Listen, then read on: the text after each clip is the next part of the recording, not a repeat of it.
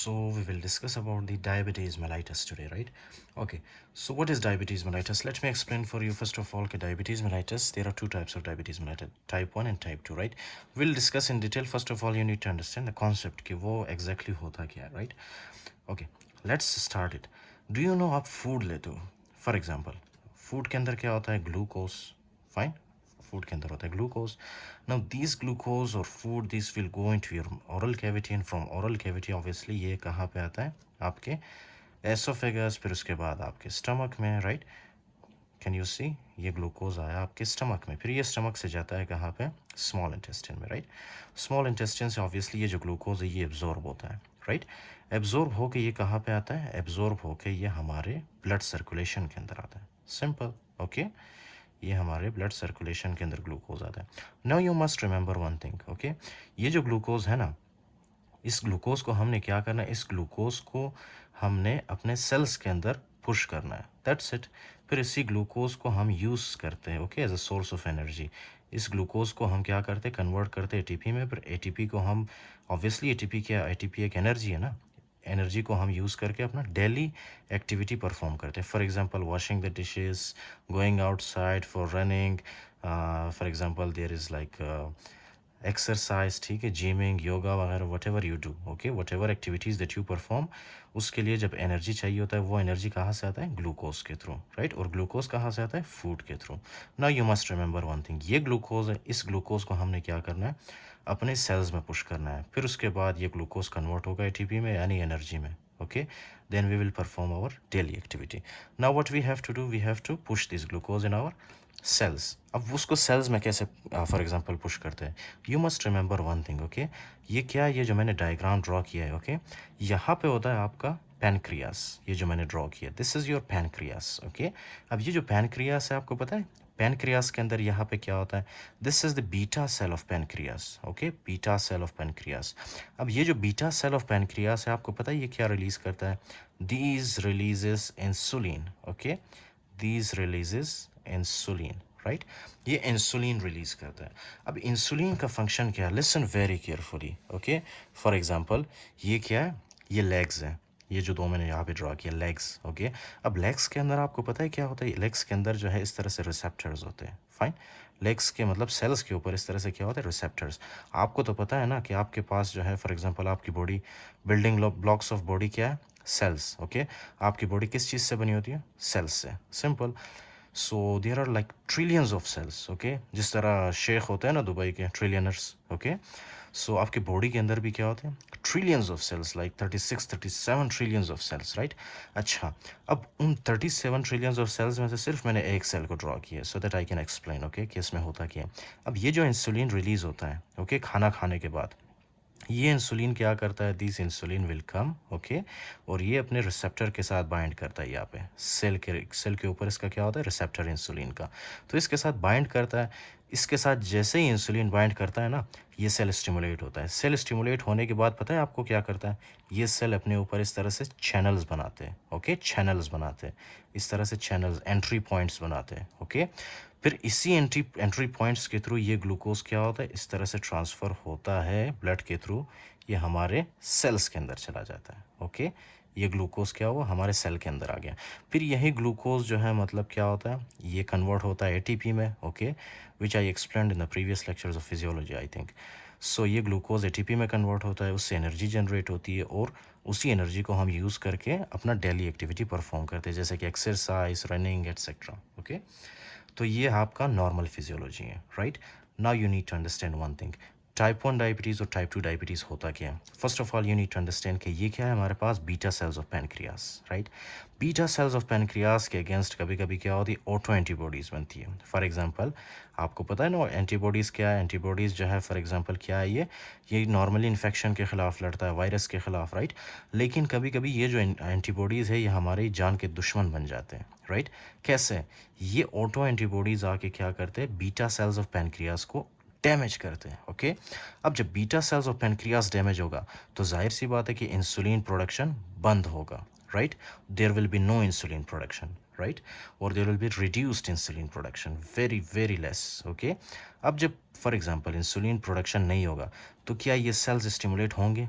नहीं होंगे, तो क्या ये ग्लूकोज बाहर से सेल के अंदर आ पाएगा? नहीं आ पाएगा। This is your type 1 diabetes mellitus, simple, okay, this is your type 1 diabetes mellitus, that's it. Now you need to understand type 2 diabetes mellitus. Type 2 में क्या होता है? Listen very carefully.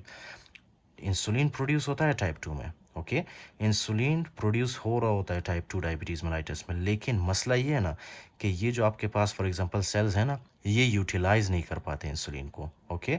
In other words you can say कि ये insulin in sales को stimulate नहीं कर पाता, राइट, स्टिमुलेट नहीं कर पाता, जिसकी वजह से ये सेल्स चैनल्स नहीं बनाते। जब ये चैनल्स नहीं बनेंगे ग्लूकोज के लिए, तो ग्लूकोज सेल के बाहर से सेल के अंदर नहीं आ पाएगा, okay. So there is problem with the cells of our body, okay, right. क्यों? क्योंकि सेल्स जो है रिस्पॉन्ड नहीं करते इंसुलिन को, जिसकी वजह से चैनल भी नहीं बनते, okay, and that is called is your type 2 diabetes mellitus, that's it. ये आपके पास है टाइप 1 और ये आपके पास है टाइप 2 डायबिटीज़ मेलाइटस। दोनों कंडीशन में क्या होता है कि ग्लूकोज आपके सेल के अंदर नहीं जा पाते, जिसकी वजह से ग्लूकोज हमारे सर्कुलेशन के अंदर बहुत ज़्यादा होता है, ओके, बहुत ज़्यादा ग्लूकोज हमारे सर्कुलेशन के अंदर एक्यूमुलेट होना स्टार्ट करते हैं, जिसकी वजह से यही ग्लूकोज जब ज़्यादा होता है ना, okay, these will damage our arteries, okay, ये बहुत ज़्यादा नुकसानदेह। कैसे डैमेज करता है? Listen very careful. ये जो ग्लूकोज है ना, यहाँ पे मैंने एक और ब्लड वेसल ड्रॉ किया है, ओके, एक और ब्लड वेसल ड्रॉ किया है। क्या है कि ये ग्लूकोज आता है फॉर एग्जांपल इस ब्लड वेसल के अंदर, जो कि आपके पेरिफेरल आर्टरीज में प्रेजेंट होते हैं, राइट। ये ग्लूकोज आता है इस ब्लड वेसल के अंदर। फर्स्ट ऑफ ऑल ये ग्लूकोज आपको पता है क्या करता है? These will damage the endothelial cells. ये जो एंडोथीलियल सेल्स मैंने ड्रॉ किए, राइट, ब्लड वेसल्स के अंदर इस तरह से क्या होता है? Endothelial cells. First of all ये क्या करता है? एंडोथीलियल सेल्स को डैमेज करता है। एंडोथीलियल सेल्स को डैमेज करने के बाद ये जो मैंने यहाँ पे ड्रॉ किया, राइट, ऑरेंज कलर के साथ, this is your basement membrane, okay, basement membrane. ये बेसमेंट मेम्ब्रेन को आके डैमेज करता है, उसके साथ बाइंड करता है, जिसकी वजह से जो है एथ्रोस्क्लेरोटिक प्लेक बन जाता है, okay. Atherosclerotic plaque I will explain in the cardiology, just for now trust me, okay, कि ये एथ्रोस्क्लेरो मतलब एथ्रोमा जब बनता है, राइट, एथ्रोमा क्या करता है? इस तरह से आपके ब्लड वेसल को इस तरह से ब्लॉक करता है, फाइन। एथ्रोमा या प्लेक क्या करता है? इस तरह से आपके ब्लड वेसल को ब्लॉक करता है, right, okay, fine. For example यहाँ से जो है, अब क्या है कि यहाँ से जो for example normal blood flow होता है ना, वो डिस्टर्ब होता है। यहाँ से ऊपर से नीचे सही ब्लड नहीं आ पाता, okay, there will be reduced blood flow to your legs, okay. यहाँ पे बहुत ही कम ब्लड आता है, reduced blood, right, okay. Now you must remember one thing, आपके ब्लड के अंदर आपको पता है क्या होता है? एक तो इसमें ऑक्सीजन होता है और दूसरा इसमें क्या होता है? न्यूट्रिएंट्स, ओके, न्यूट्रिएंट्स, ऑक्सीजन है, न्यूट्रिएंट्स।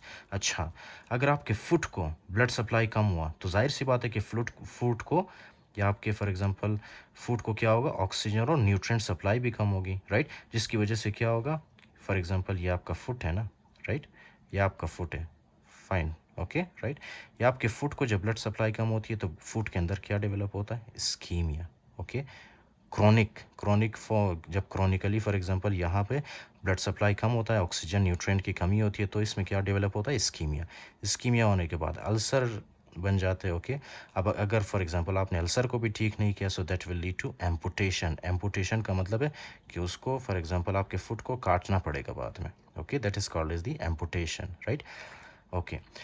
अच्छा, तो ये हो गया आपके पास पेरिफेरल आर्टरी, इसको क्या कहते हैं हम? पेरिफेरल आर्टीरियल डिजीज़ कहते हैं इसको, ओके। सो वन कॉम्प्लिकेशन क्या है डायबिटीज़ मेलाइटस का या हाइपरग्लाइसीमिया का? पेरिफेरल आर्टीरियल डिजीज़, जिसकी वजह से क्या होता है? डायबिटिक फुट होता है, ओके। डायबिटिक फुट में क्या होता है? एम्पुटेशन होता है, इस्कीमिया, अल्सर, फिर उसके बाद एम्पुटेशन।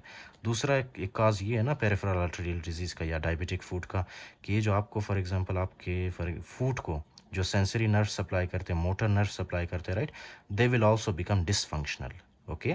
तो जब डिसफंक्शनल होता है, तो आपके फॉर एग्जांपल जब फूड को कोई डैमेज या इंजरी वगैरह होता है ना, तो आपको फील ही नहीं होता, ओके, और आप उसको ट्रीट नहीं करते हो, जिसकी वजह से क्या होता है? वहाँ पे स्कीमिया डेवलप होता है, फिर अल्सर, फिर उसके बाद that will lead to amputation, that's it, okay. So this is the first complication of hyperglycemia. There are many complications, okay, but I will just discuss the major complications, then we will move to the macro and microvascular complications. अच्छा, ये जो मैं आपको बता रहा हूँ peripheral arterial disease, this is the macrovascular complication. Macrovascular को पता है ना आपको? जो लार्ज आर्टरीज में होती है कॉम्प्लिकेशंस। ओके, जब आपके लार्ज आर्टरीज डैमेज हो, that is called as the macrovascular complication. The next thing that you have to see, for example जब हाइपरग्लाइसीमिया होता है, आपको पता है आपके हार्ट को कुछ इस तरह से ब्लड वेसल्स होते हैं जो कि आपके हार्ट को ऑक्सीजन एंड न्यूट्रिशन सप्लाई करता है, राइट। तो क्या है कि जब हाइपरग्लाइसीमिया होता है ना, तो यहाँ पे क्या है कि ये जो एंडोथेलियल सेल्स जिस तरह यहाँ नीचे डैमेज हुए थे, राइट, उसी तरह यहाँ पे भी क्या बनता है, एथेरोस्क्लेरोटिक प्लैक बनता है। ओके, जिसकी वजह से जो है क्या होता है, ये जो आर्टरी है ये ब्लॉक हो जाती है, राइट। ये आर्टरी जब ब्लॉक होती है ना, उसके बाद क्या है, यहाँ से सही से मतलब प्रॉपर ब्लड सप्लाई नहीं होता हमारे हार्ट को। ओके, जब प्रॉपर ब्लड सप्लाई नहीं होगा हार्ट को, तो क्या डेवलप होगा, obviously that will lead to, for example, stable angina. Okay, या तो फिर अनस्टेबल एंजाइना, राइट, या तो फिर for example that can lead to myocardial infarction. ठीक है ना। So this is the most common cause of death in the diabetes mellitus patient. Okay, right, myocardial infarction. क्यों होता है मायोकार्डियल इन्फार्क्शन, क्योंकि हाइपरग्लाइसीमिया, ये जो ब्लड वेसल्स हार्ट को सप्लाई कर रहे होते हैं, राइट, ऑक्सीजन न्यूट्रिशन जब सप्लाई करते हैं हार्ट को, ये ब्लड वेसल्स, इनमें क्या बनता है, एथेरोमा बन जाता है। Okay, atheroma, I will explain, okay, the pathophysiology of atheroma. For now, just you have to think कि ये जो atheroma है ये क्या करता है, ब्लड वेसल्स को ब्लॉक करता है, राइट। अच्छा, उसके बाद जो है फॉर एग्जांपल कुछ ब्लड वेसल्स होते हैं जो कि आपके ब्रेन को सप्लाई करते हैं। फॉर एग्जांपल ये क्या है, ये एक ब्लड वेसल है जो कि आपके ब्रेन को ऑक्सीजन एंड न्यूट्रिशन सप्लाई करता है। आपको पता है यहाँ पे जो ब्लड वेसल होता है उसमें भी क्या डेवलप होता है, एथरोमा, राइट। उसमें भी जब एथरोमा बनता है ना, या उनके जो ब्लड वेसल्स डैमेज होते हैं, तो आपका जो ब्रेन है ना उसको proper nutrition and oxygen supply नहीं होती, right, which will lead to reduced oxygen and reduced nutrition supply. Okay, क्योंकि ब्लड वेसल ही ब्लॉक है ना। Okay, blood vessel is partially blocked, जिसकी वजह से ऑक्सीजन एंड न्यूट्रिशन सप्लाई नहीं होती ब्रेन को। जब आप ब्रेन को फॉर एग्जांपल प्रॉपर न्यूट्रिशन वगैरह सप्लाई नहीं करते हो, तो उससे क्या होगा, स्ट्रोक होगा पेशेंट में। ओके, स्ट्रोक होगा। So these that I have discussed, stroke, myocardial infarction and peripheral arterial disease, ये क्या है, ये सारे जो मैंने बताया आपको, they are the macrovascular complications. Okay, they are the macrovascular complications of diabetes mellitus, right. In the next video I will explain the microvascular complications. For example, ये रेटिना को भी डैमेज करता है। उसके अलावा जो है, अच्छा, एक और मैक्रोवेस्कुलर कॉम्प्लिकेशन आपको बताता हूँ। यहाँ पे आपके क्या होता है, इस तरह से किडनीज होते हैं, राइट, किडनीज। अब किडनीज को भी जाहिर सी बात इस तरह से ब्लड सप्लाई होती है, राइट। तो क्या है, कभी कभी ये थ्रोमा यहाँ पे भी बनता है उन आर्टरीज में जो कि आपके किडनीज को सप्लाई कर रहा होता है। तो जाहिर सी बात है प्रॉपर ब्लड सप्लाई नहीं होती है किडनीज को, which will lead to kidney damage. Okay, तो इससे जो कि क्या होता है, किडनी डैमेज भी हो सकता है, kidney damage, right. Okay, in the next lecture I will explain the microvascular complications. ये आपके रेटिना में जो फॉर एग्जांपल न्यूरोपैथी होता है, नेफ्रोपैथी होता है। Okay, I will explain all of them in the next video.